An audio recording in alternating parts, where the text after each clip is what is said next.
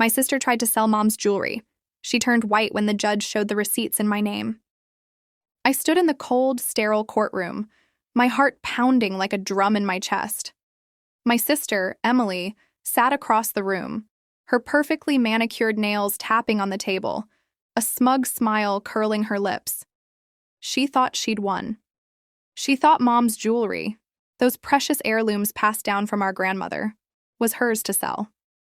I could still see her weeks ago, slipping mom's sapphire ring into her purse, claiming it was just to keep it safe. Safe, my foot. She'd already contacted a buyer thinking I'd never find out, but today the judge held a stack of papers that made her face drain of color. Receipts.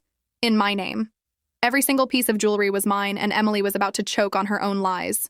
The air felt heavy, like the moment before a storm breaks. Everyone in the room, our cousins, our uncle, even the lawyer, shifted uncomfortably, waiting for the judge to speak. I wasn't here to gloat. I just wanted what was mine, what Mom promised me. But the way Emily's eyes darted to the exit, that told me everything. She knew she'd been caught. Hey, before I go on, I'm curious. Where are you watching this from? Drop a comment with your city and country. It's always cool to see where these stories land. All right, let's go back to how this all started. Back when I thought family meant loyalty. Growing up in our small Ohio town, Mom was the glue that held us together. Our house on Maple Street was modest, 2 bedrooms, a creaky porch, and a kitchen that always smelled like fresh bread.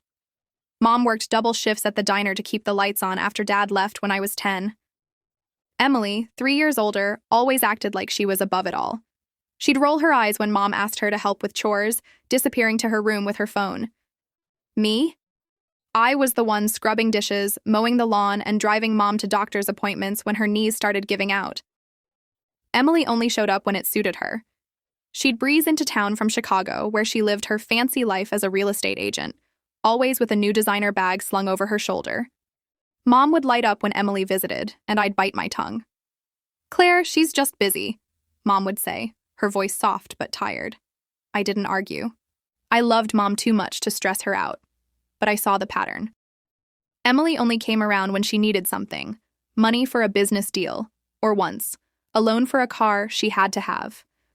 I paid Mom's bills, fixed her roof, and sat with her through chemo. Emily sent flowers. Once. The worst part? Mom's jewelry. Those pieces weren't just shiny trinkets, they were history. Grandma's emerald earrings worn at her wedding in 1940. The sapphire ring Mom got when she turned 16. A pearl necklace Dad gave her before he bailed. Mom always said they'd go to me. "Claire, you're the one who stays," she'd whisper, squeezing my hand. Emily never cared about them growing up. She called them old lady junk. But after Mom got sick, I noticed Emily eyeing the jewelry box during her rare visits. I should have known then she was up to something. Our extended family wasn't much better. Uncle Ray, Mom's brother, always favored Emily, calling her the successful one. Our cousins Jake and Sarah followed his lead, fawning over Emily's stories about her big city life. I was just Claire, the quiet one who stayed behind, the one they barely noticed.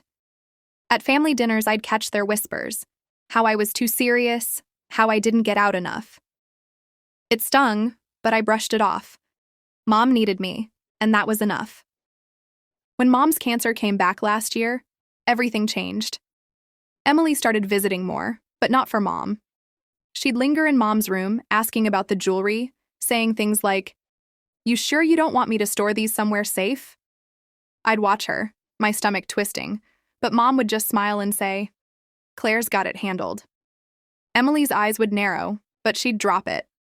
I thought that was the end of it. I was wrong.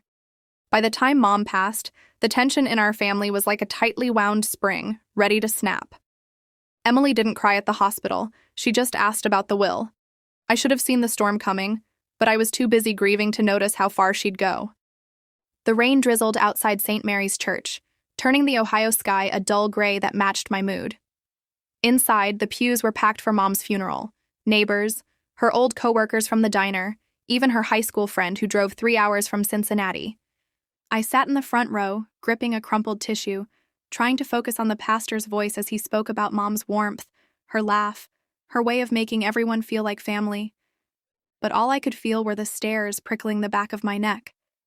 Emily sat 2 seats away, her sleek black dress hugging her frame, her face a perfect mask of grief. Crocodile tears, I thought, my jaw tight. She hadn't shed a single real tear since Mom passed. The worst part? Mom's jewelry. Those pieces weren't just shiny trinkets, they were history. Grandma's emerald earrings worn at her wedding in 1940.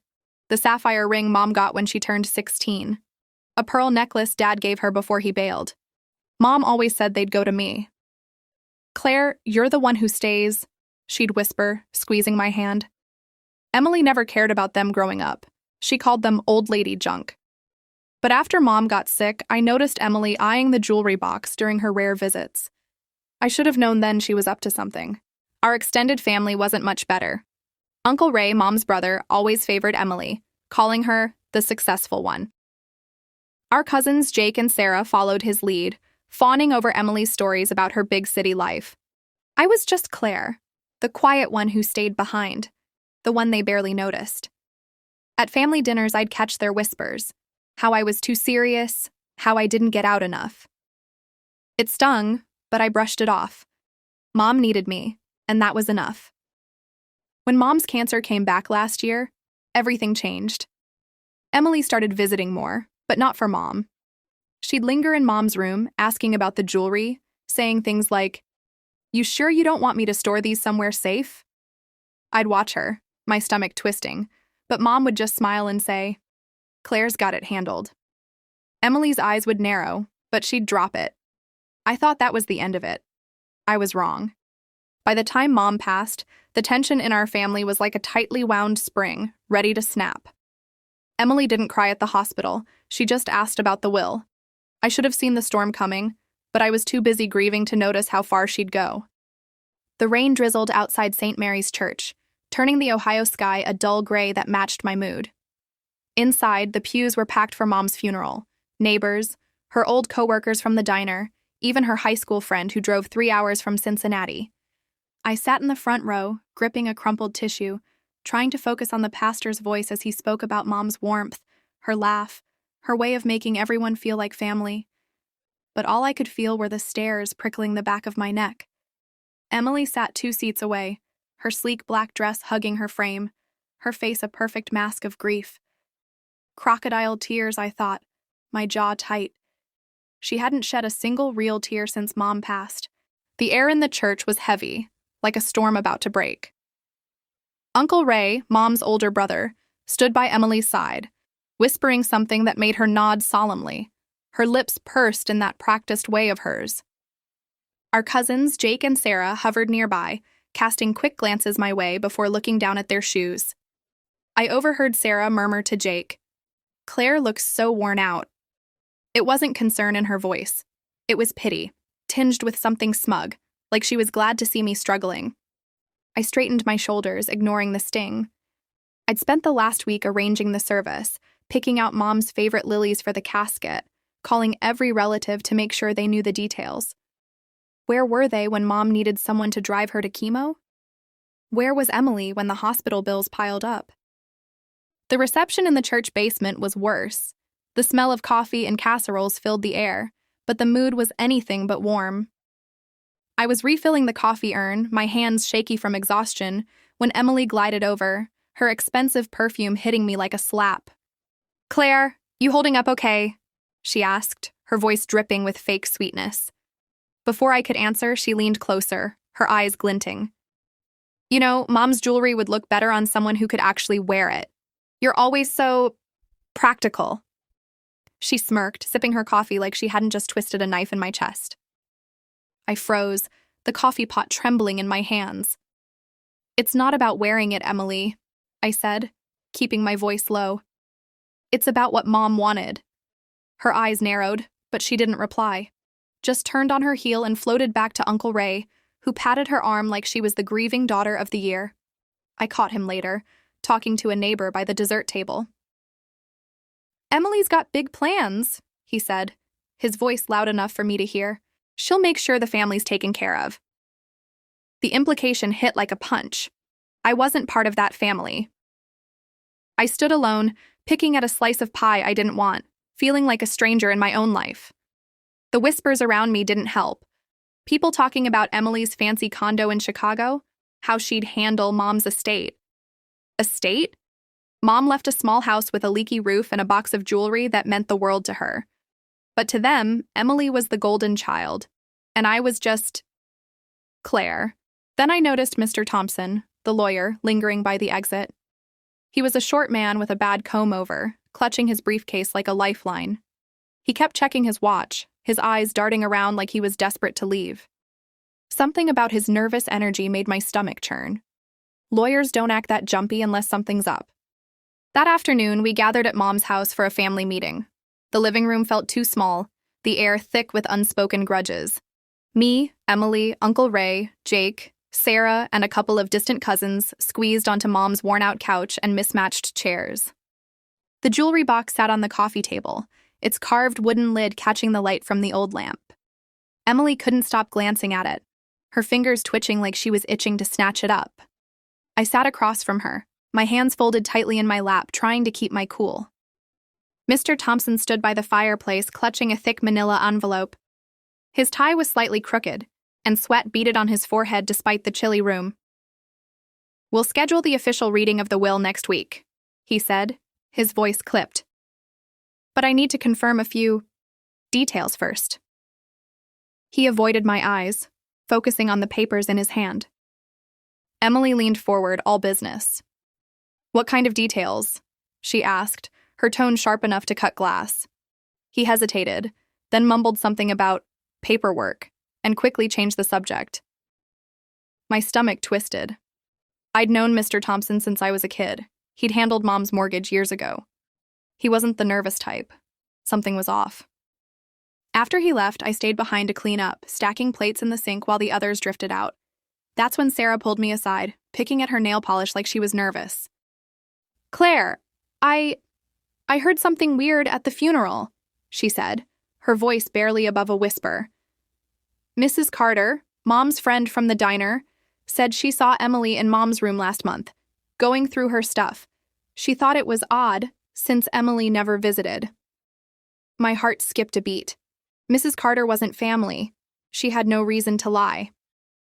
I thanked Sarah, my mind racing. That night, alone in Mom's house, I sat on her bed, the jewelry box in front of me. I opened it, my fingers brushing the sapphire ring, the emerald earrings, the pearl necklace. They felt like Mom, warm, steady, full of memories. But something was wrong. The box felt lighter than it should.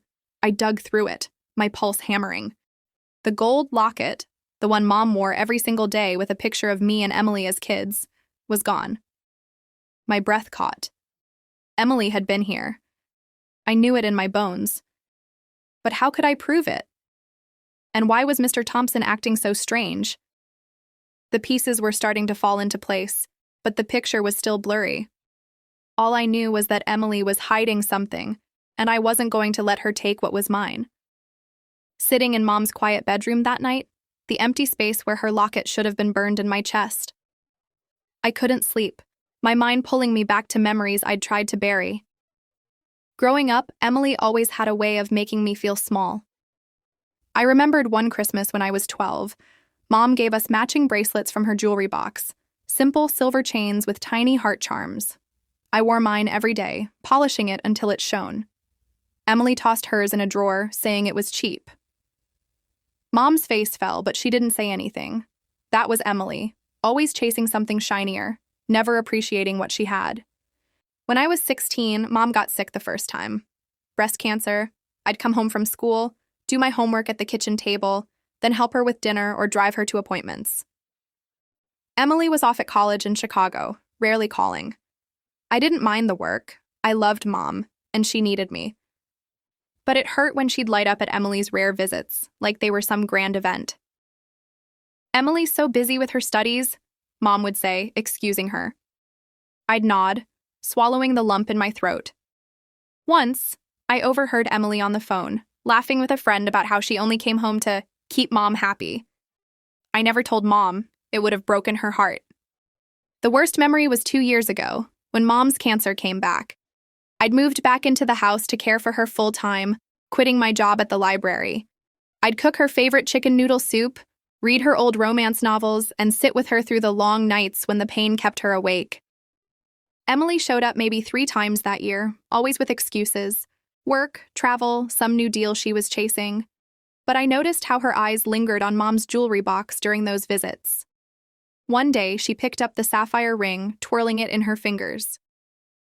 "This could fetch a good price," she said, almost to herself. I snatched it back, my voice sharp. "It's not for sale, Emily." She laughed it off, but her eyes were cold. "I did everything for Mom, paid the bills, fixed the leaky sink, even mowed the lawn in the scorching Ohio summer." Emily sent a card once with $50 tucked inside like that made up for her absence. The neighbors noticed. Mrs. Carter from the diner would bring over casseroles saying, "Claire, you're a saint." But at family gatherings, Uncle Ray and the cousins acted like Emily was the hero, praising her big career while I was just the dutiful daughter who stayed behind. It stung, but I kept quiet. Mom needed peace, not drama. Now, staring at the jewelry box, those memories fueled my anger. Emily didn't deserve Mom's treasures. She hadn't earned them. But she was cunning, and I knew she'd do whatever it took to get what she wanted. The missing locket was proof. She'd already started taking what wasn't hers. A week later, we gathered in Mr. Thompson's cramped office downtown. The room smelled like old coffee and dusty files, and the tension was so thick you could cut it with a knife. Emily sat across from me, her posture perfect, her hands folded like she was posing for a portrait. Uncle Ray was next to her, patting her knee, while Jake and Sarah sat quietly, avoiding my gaze. I clutched my purse, my knuckles white, trying to steady my breathing. This was it, the moment I'd been dreading.